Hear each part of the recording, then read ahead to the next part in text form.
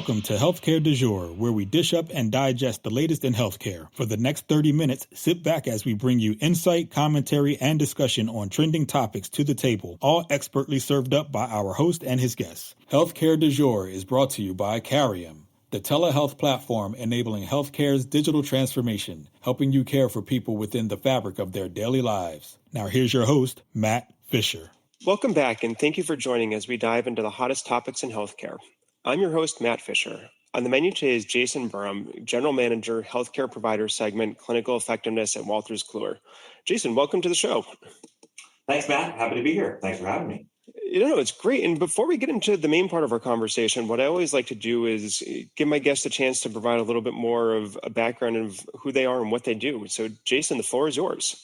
Yeah, awesome. So I get the privilege of leading our business focused on bringing really the world's best clinical decision support and patient solutions to clinicians, providers, health systems all across North America, and really focused on connecting with health system leaders, discussing digital health, virtual care strategies, and just finding ways to support the best care possible, especially in this new environment across any care setting. So, and what first brought you into healthcare? Yeah, my origin story. It's good. What really started me on this journey was actually sitting next to a physician innovator on a plane en route to Dallas, Texas. This is the late 90s. I was actually in chip design in manufacturing industry, but I was already in love with the web and this whole opportunity that we had to kind of reinvent so many different things, including this opportunity to really liberate data, improve insights, and create connections that you can never make before. And so I was in this mind space, and this physician who I was sitting next to is an industry colleague and good friend and still out there innovating in the industry. He was on a similar mission, yet he was really focused specifically on this creation of personal health records in the cloud before it was called the cloud, and making sure that healthcare consumers could own their data in the cloud. So this was all revolutionary at the time. And that effort, that we ended up collaborating around eventually evolved into a set of solutions that was acquired by WebMD. And a lot of those solutions live on today. But through that initial connection, I got really, really passionate and motivated about moving into an industry where I feel like every day is an impact opportunity. And it really got me going down this path of how do we find better ways always to close that knowledge gap between consumers and clinicians, and just support better interactions between health consumers and clinicians, and just, on the hunt for the best possible outcomes. And a lot, of course, always inspired by personal health experiences and family health experiences along the way as well. So kind of the knowledge gap that you just mentioned, can we dive into that a little bit? And can you kind of frame out what you mean by that? Yeah, this is an interesting expert industry, right? And you find these paradigms where you have professionals around the world who engage with consumers in their industry. And whether it's, tax and accounting or law or healthcare, you have specialized experts that are directly connecting with consumers that need help. And oftentimes that help doesn't occur to the consumer until the need is most poignant. So they're already in this frazzled state of, and they're anxious. It's high impact because it's an important area of their life. Otherwise you wouldn't have a whole professional industry around it. It's just such an interesting environment for an interaction to happen. And so this is that type of interaction between doctors and consumers, clinicians and consumers. And of course, clinicians have such a high level of training, and also they're seeing consumer after consumer after consumer. So they have the pattern recognition that we do so well as humans is on overload with clinicians, just kind of seeing all of the different patients they see, but patients don't get the benefit of any of that. It's all new material. So, one of the key, in my mind, it's always been about one of the key pillars is how do you close the knowledge gap, and how do you do that in a way that consumers understand, because with a professional industry comes special language and special terms and So it's just at the heart of a lot of what drives me is how do we create environments to close those gaps and just get, consumers and clinicians, specialists, professionals to have a really good, productive dialogue that's very human. And so, how are you seeing kind of that drive to make it easier to understand, or the closing of the gap? Like, how has that been evolving? Because, I feel like, as you're saying, especially with healthcare, it can be so specialized, and there are many terms of art that really only apply within that field. And then at the same time, you have these, I'll call them aspirational goals in many regulations that say, well, reduce the information down to, say, like a third or a fifth grade reading level. So how do you actually go about doing that? Yeah, I mean, it takes a lot of thought, a lot of expertise, and a lot of diligence to translate something like an algorithm that runs across a set of text and outputs a score of sixth grade reading level. And and yet and then in order to kind of go, yep, we're complying with well-intended policy that is trying to address that problem of literacy and fundamentally is picking up the same problem of kind of closing the knowledge gap and helping consumers be in a good position to educate themselves. I think, when you start peeling it back, though, you start to realize look, you have to use very deliberate strategies because just getting to a score from an algorithm or a test does not guarantee understanding and then changing that consumer's kind of appreciation for that into actually knowledge, and then knowledge into something that they can actually take action on, that's real. Like it's not too aspirational. It's something they can actually do. So that whole process, I mean, in my experience, you have to combine the best of writing, the best of medical accuracy and consistency that's consistent with the evidence base, but then you have to layer on top behavior change science. You have to be able to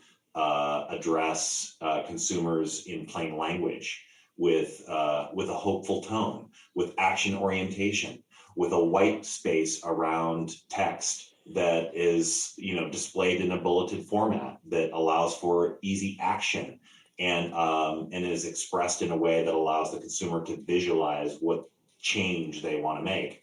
And same with if you translate that into multimedia, which of course is an awesome medium for engaging and educating for the vast majority of learning styles.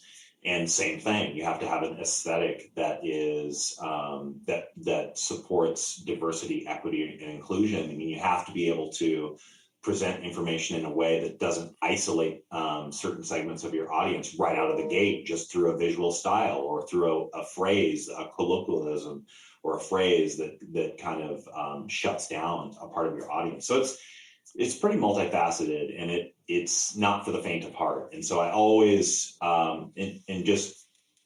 I think what keeps me focused and passionate about the part of the world where I live in the healthcare industry is I see a lot of our clients who I work with day in and day out who oftentimes organizations well-intended will take a shot at doing some of this kind of work on their own. Like, hey, let's just create our own content. Let's just, we know what we need to say, and we've got the best. We have the world leaders in this area of medicine, and they do, and they have insights that are unrivaled. But there's also that ability to communicate in a really effective, measurably effective way to an audience that's very different than the people oftentimes creating the content. So that's an interesting extra value that we get a chance to bring to the equation. And I really like that insight where, as you said, you can have definitely people who are foremost experts and clearly understand what they're talking about and know it, probably more in depth than most other people ever will. But at the same time, when you know something so well, that's where it almost becomes even more challenging to be able to break it down and describe it in a way that other people who aren't working with it so frequently or haven't spent as so much time and energy and effort learning it, to be able to put it in a way where they can grasp it and then be able to work with it very easily. So kind of getting that outside perspective to help, I think, as you were saying, with the translation of it is really valuable. Yeah, exactly. That's exactly right. Tagging along with that, and hearing some of your background, where, as you said, you started in the late 90s, and I know you mentioned selling something to WebMD, which might be a touch point of people thinking of one of the, or at least in my mind, it sticks out as one of the original sources where anyone could look up information and try to become educated themselves. So, getting your perspective on how that interaction of, trying to produce, as you said, kind of accurate and well-written materials along with stuff that is freely available and people trying to self-educate without, I would say, without always having the benefit of a filter of, is this well grounded, well proven, or is this someone just, to go to the extreme, just making it up? So, kind of how are those interactions influencing the knowledge gap and the ability to ensure that there's, I think, a strong and call it mutually beneficial relationship among, clinicians and patients and consumers? Yeah, I mean, I think, first of all, right on, WebMD is one of the pioneering brands that really took advantage of the proliferation of web tools and web knowledge to the benefit of health consumers. And I think, one of the things I always have appreciated about my experience with, in contributing to kind of the WebMD's, collection of solutions is that, without the benefit of that investment, and regardless of the way you think about whatever the commercialization strategy is for WebMD, because actually if you go to the .com experience, you've got a lot of, ad supported experiences.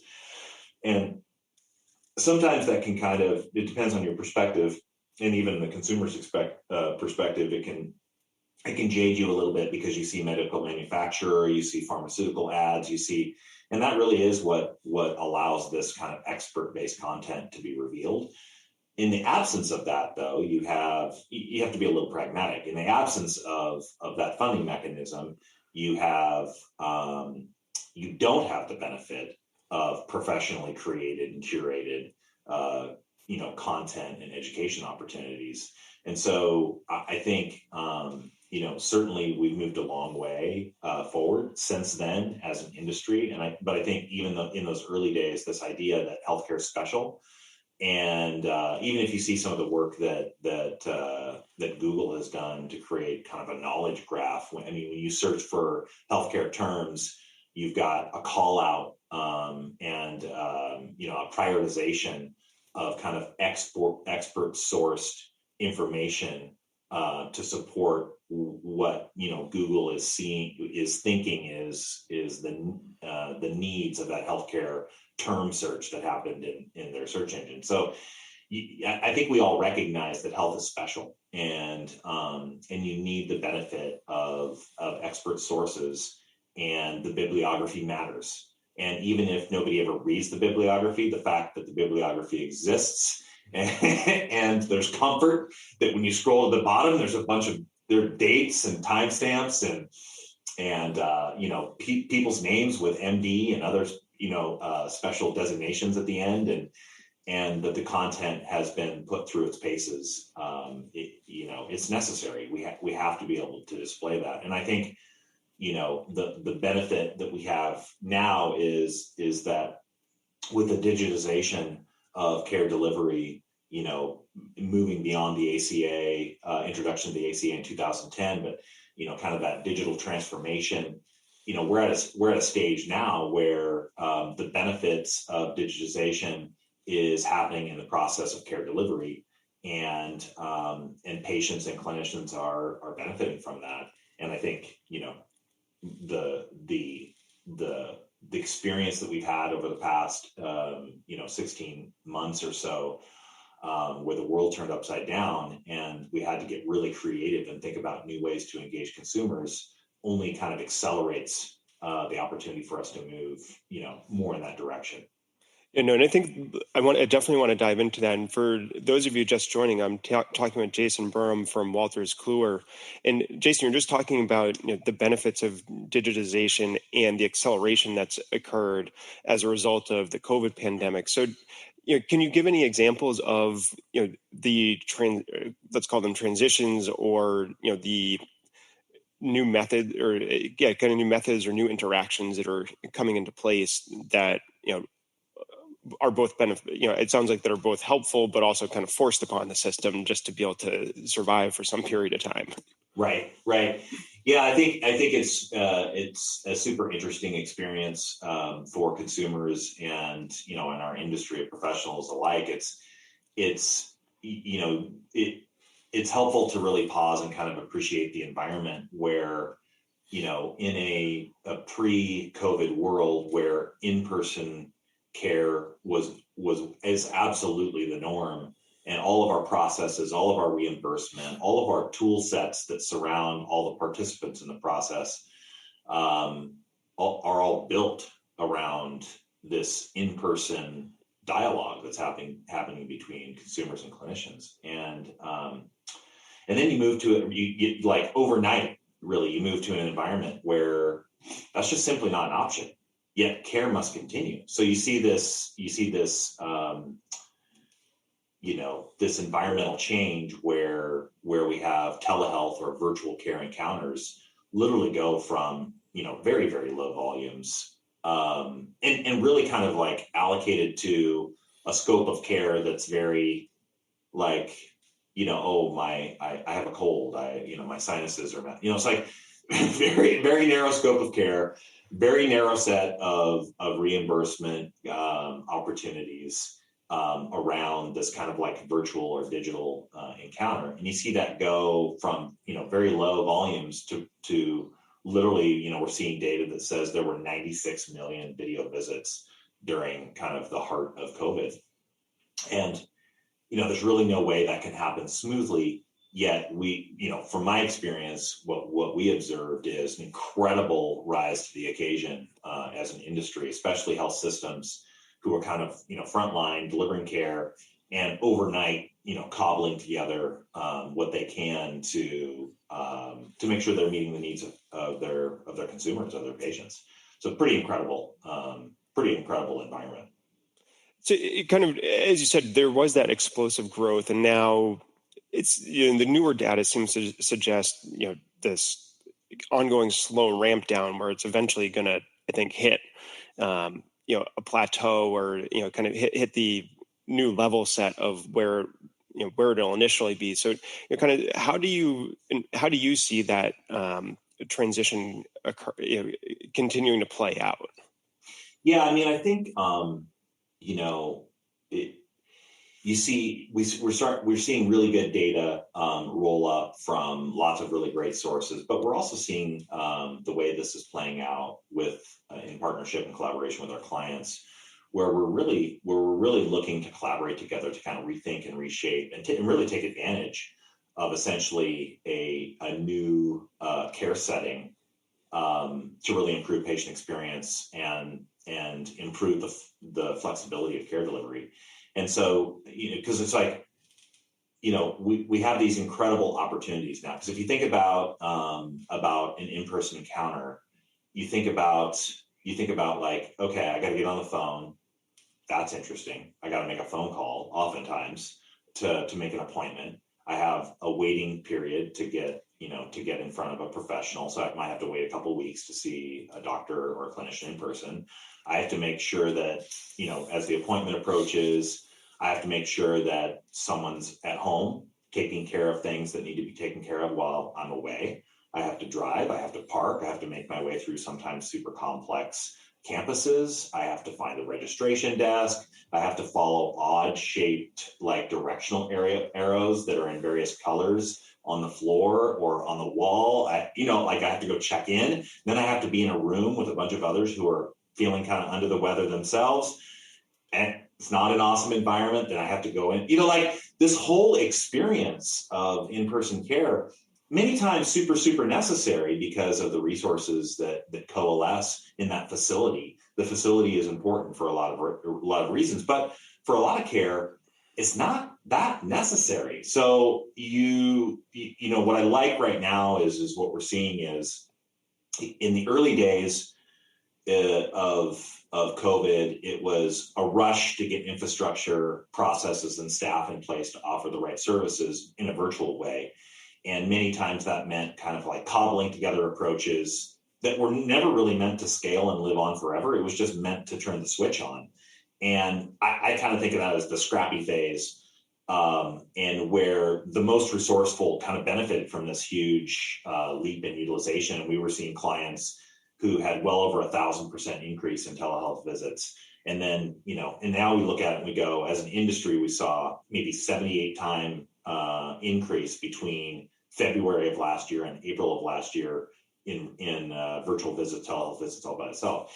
And now, fortunately, we're kind of moving to this more strategic place, and this kind of circles back to the utilization that we're seeing and maybe what the right balance is. But we're seeing this super thoughtful capital and strategy being applied to kind of optimize that virtual care setting.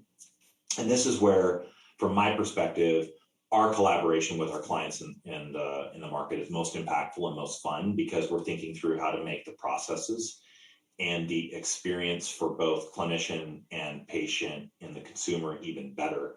And it's even better in some cases than in-person care, because think back to that long list of things we deal with for in-person care.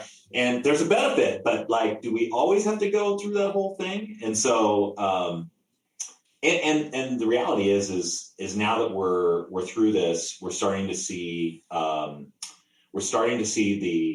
usage of this telehealth or virtual care setting as an option stabilize around 38 times what it was pre-COVID, and that translates into I think the last stats I was seeing was about 13 to 17% of care across all care settings happening virtually now.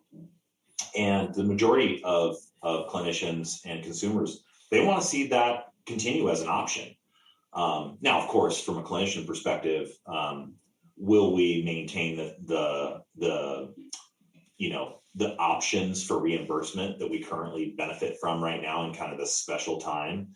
I think we'll need to wait till the end of the year to kind of see how federal regulators and then kind of like private insurance kind of come together and kind of coalesce around what that looks like. But I think we know that 2/3 of physicians would love to see it continue if reimbursement's there, and a majority of health consumers would love to see that option continue. And it's stabilizing at, I think,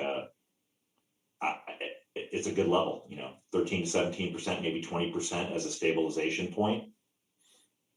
I mean, why not? That's a good digitization impact based on what was a pretty rough experience for all of us. So. Yeah, and I think you hit on a number of the key components there, which, arguably the most important one being that, as you said, both the clinicians and the patients have found a lot of positive impacts from the use of virtual care options and want to see it continuing.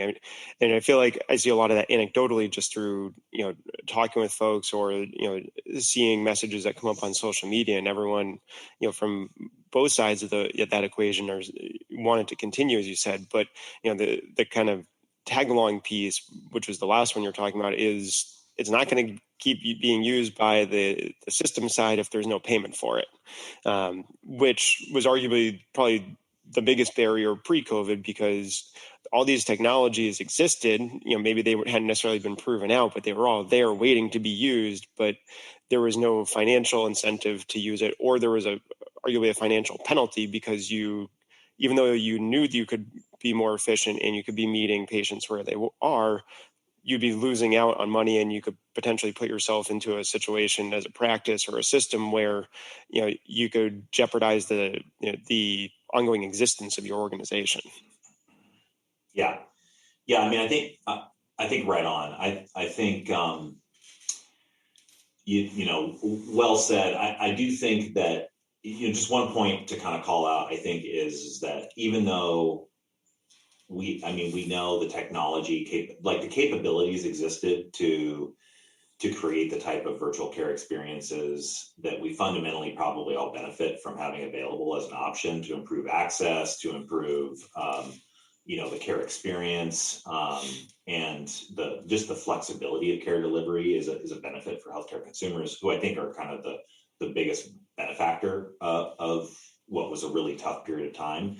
But I think one of the things that we keep seeing surfacing again and again is it's one thing to kind of get the infrastructure in place to make the actual telehealth visit happen, but it's not as simple as like just picking up your iPhone and using FaceTime, or using your Android device and using the video calling features there. It's not that simple, and we're on Zoom today. Like if at its base, it's not really designed to facilitate an expert dialogue with a consumer. It's not surround, like if you put yourself into the setting of flying an airplane, and if you go back 20, 30 years, and you think about the instrumentation, and then you compare that to today in a fighter jet with like heads up displays and constantly scanning the terrain, looking for problems and signaling if you should be paying attention over here versus over there. And I think in an expert industry like this, I think fortunately folks like Zoom, Microsoft, as kind of broad platform innovators are doing a lot to try and figure out what's the best way to support this kind of unique use case for a healthcare interaction. And I think, specialty solutions, we love folks like Doximity, who are literally the switch that turns a clinician, in the on mode for supporting virtual care delivery, and they're kind of focused on healthcare. It's all the right direction. And like you said, the capabilities existed, but now we're in this phase of, we were scrappy, but now let's be thoughtful. And now let's start figuring out, what's missing in a virtual care encounter that's present in an in-person setting that we actually liked. Like when you're in the exam room and there's like a model of a human body, or there's the ability for a clinician to turn a screen towards you and point towards something on your anatomy to help you understand something. Like, how do you need to reproduce that? Like you need a really cool virtual waiting room that lets you kind of dive deeper into why you're seeing your doctor today while you're waiting. And while you're interacting with that clinician, the clinician needs a heads up display. They need that decision support right now, to help them navigate, because that's what they're used to in a in-person care setting. They've got their electronic medical record, they've got their decision support tools, the full toolkit. So I think there's now an opportunity for a toolkit, an innovation, moment for us to really make these types of care delivery settings even more powerful than what we've experienced in person. So. Yeah, no, and I think kind of as you're describing, you kept using the word scrappy, and I think you're describing the maturation process of, you got in there, you got used to using the tools, and now you start refining to make it as effective and efficient as possible. And I think that's a great way to, unfortunately, have to conclude our discussion, because believe it or not, we're already out of time. No way. I want to thank my guest, Jason Burum, for a great conversation today. All right. Thanks, Matt. Really appreciate the time. And thank you to everyone listening. Keep the dialogue going and connect with me at #HCDEJURE. I'm Matt Fisher. Until next time.